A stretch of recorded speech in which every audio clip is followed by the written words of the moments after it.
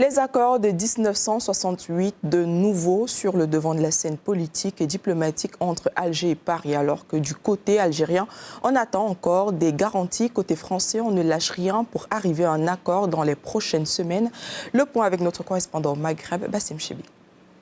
Ce dossier doit être bouclé dans les prochaines semaines. Le message est on ne peut plus clair, celui lancé par le ministre français de l'Intérieur, Laurent Nunez, dans une interview donnée au journal du dimanche. Et ce dossier, c'est bien celui des OQTF, dans le sillage de celui des accords de 1968, point névralgique des tensions entre Paris et Alger. Alors que les deux pays connaissent la crise diplomatique la plus importante de leur histoire commune, post-indépendance, accentuée par les positions et les sorties médiatiques de l'ancien ministre de l'Intérieur, Bruno Retailleau, l'heure semble être à la discussion et la diplomatie. Avec le nouveau chef de la place Beauvau, la France semble vouloir changer son fusil d'épaule en préférant le dialogue et la négociation à la menace et la provocation. Écoutez.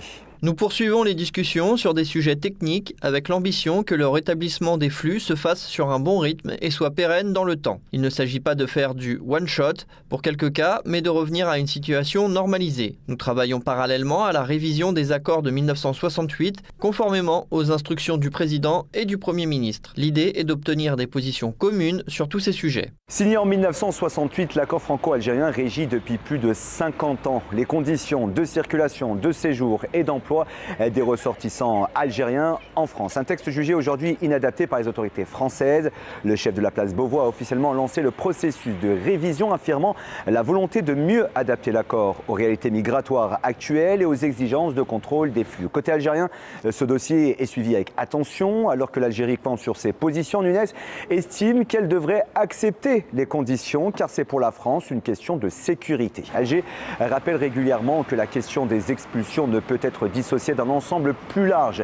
La politique des visas jugée punitive, le traitement réservé aux ressortissants algériens en France, mais aussi et surtout le passif historique et la nécessité d'une relation fondée sur l'égalité et la réciprocité. Autant d'éléments absents ou minimisés dans le discours du ministre français, pourtant confiant. Écoutez. Il faut que la partie algérienne accepte les conditions que l'on pose. C'est pour nous une question de sécurité. L'exigence n'empêche pas le respect mutuel. Il faut que ce soit bouclé dans les prochaines semaines. Je suis confiant. Alors que l'Algérie n'a pas encore réagi aux déclarations du ministre français de l'Intérieur, la révision de cet accord s'annonce complexe et progressive, sans calendrier précis à ce stade. Un chantier sensible au cœur des relations franco-algériennes, alors que l'on attend toujours la visite de Laurent Nunez à Alger. Un dialogue tant espéré par Paris, mais qui ne pourrait être efficace que si la France reconnaît pleinement que l'Algérie n'est pas seulement un pays de départ, mais un partenaire souverain avec ses propres exigences. Depuis Tunis, Bassem Chebi, correspondant pour RT en français.